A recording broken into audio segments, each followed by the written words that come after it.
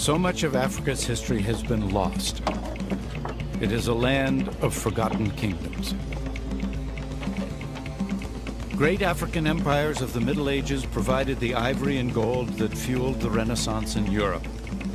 Yet in later centuries, Arabs and Europeans, the very people who benefited most from Africa's bounty, conspired to deny the continent its great legacy.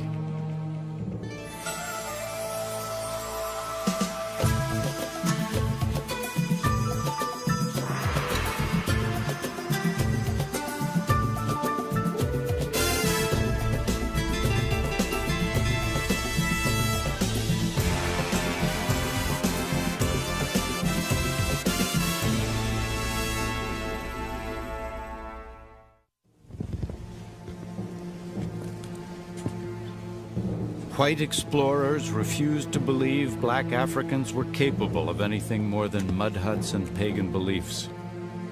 To justify their exploitation of the Dark Continent, white colonizers claimed Africa's lost civilizations for white ancestors. There is definitely a deeply ingrained idea in the Western world that Africans are a people without history. Even the Regius Professor of Modern History in my old university, Oxford, in my own lifetime could address a mass audience in the United Kingdom through the media and say, maybe in the future there will be African history. But at the moment, there is none. There is only the history of Europeans in Africa. The rest is darkness.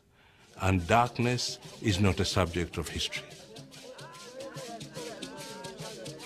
The great African civilizations relied on an oral tradition to pass on their ancient legends of mighty chiefs and tribal conflicts.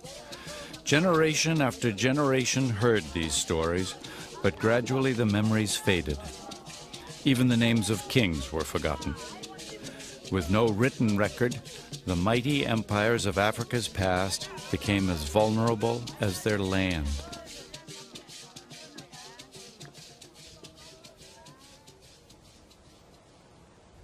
"800 years ago, this rugged terrain near the South African border with Zimbabwe was the site of one such kingdom.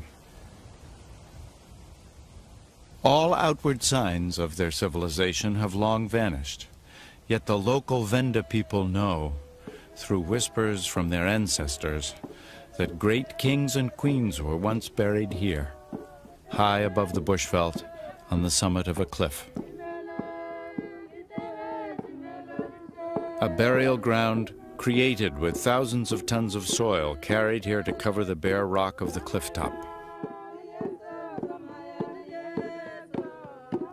Each body was adorned with gold treasures before the royal graves were sealed.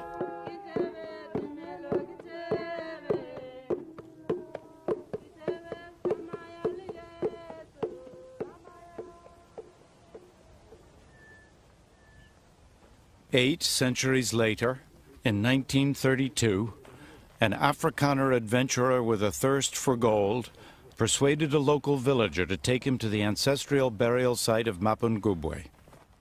Today, Ernst van Graan, grandson of the explorer, retraces that journey. Well, my grandfather, he was a treasure hunter. He was always interested in finding gold, and he was actually looking for this place for almost 5 years. Centuries of superstition had protected this royal burial ground from theft. Their guide dared not even look at this sacred hill, fearing he would be struck blind. The local Venda people, they call this hill Mapungubwe, the hill of the jackal. And they call it the hill of the jackal because they believe there's evil spirits and things going around there. When they approached the hill, there was these vertical cliffs, and it seems to be impossible to get onto the hill. And then they found this secret passage going up behind me.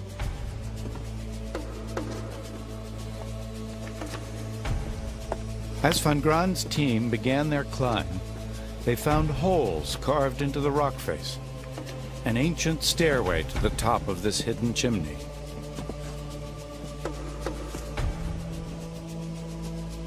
They feared the climb to the royal burial site could well be booby-trapped, with giant boulders poised to fall and crush them at any moment.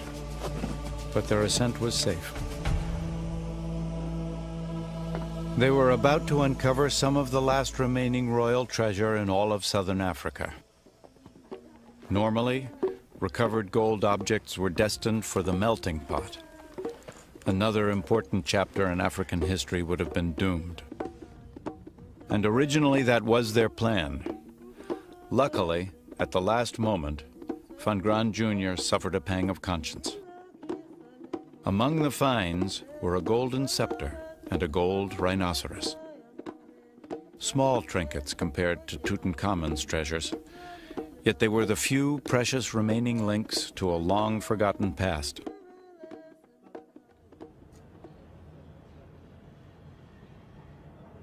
Van Graan had been a history student in Pretoria. He knew the significance of these artifacts and decided to donate them to the university.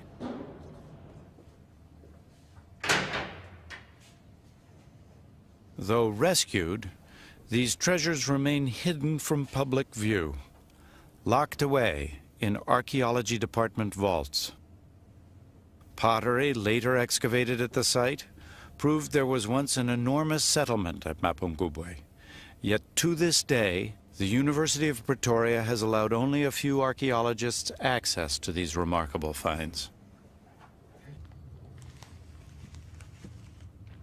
These are the most important artifacts in sub-Saharan Africa, reluctantly brought out to be photographed on special occasions, then locked away again.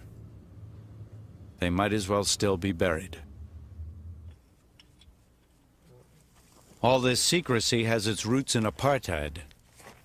Dutch settlers maintained that blacks and whites had arrived in the area at roughly the same time, giving them equal claim to the territory. When radiocarbon dating placed Mapungubwe as early as 1200 AD, white South Africans were stunned. They refused to believe blacks had arrived in the region more than 400 years earlier than the first white settlers. The Afrikaner scientists tested and retested Mapungubwe, making it one of the most radiocarbon-dated sites in all of southern Africa.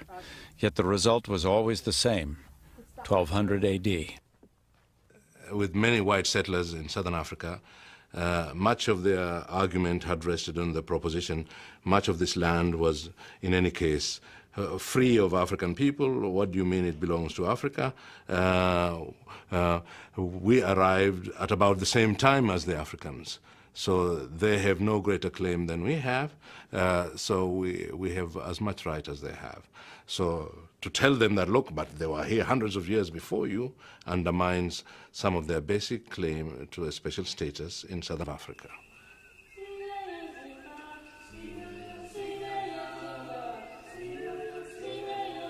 This civilization was ancient, it was prosperous, and it was black. But what happened to these people remains a mystery. Perhaps they drove their cattle herds further north to the lusher pastures and cooler climate of higher ground. Or perhaps they became the long-sought ancestors of another African kingdom. For only 100 years later, 200 miles beyond the Limpopo River, one of the greatest African empires would be founded.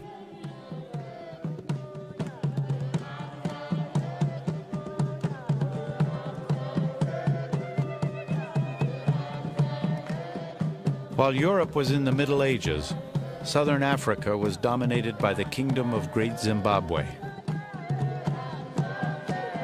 Their kings ruled from a court enclosed by a colossal circular wall, over 25 feet high and 16 feet thick. Little is known about the empire.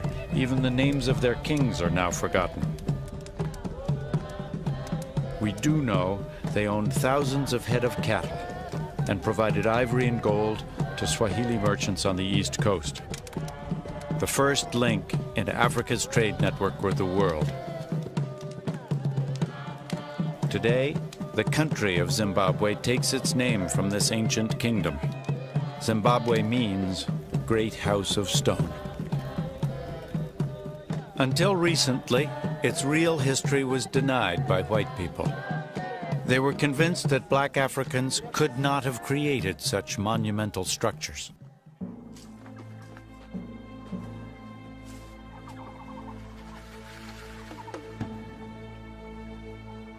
For hundreds of years, Europeans dreamed of finding a lost white civilization of incredible wealth somewhere in Africa's dark and savage interior. Karl Mauck, a German explorer, had heard tales of ancient stone ruins in unexplored territory north of the Limpopo River. He searched for months before finally stumbling across these magnificent remains.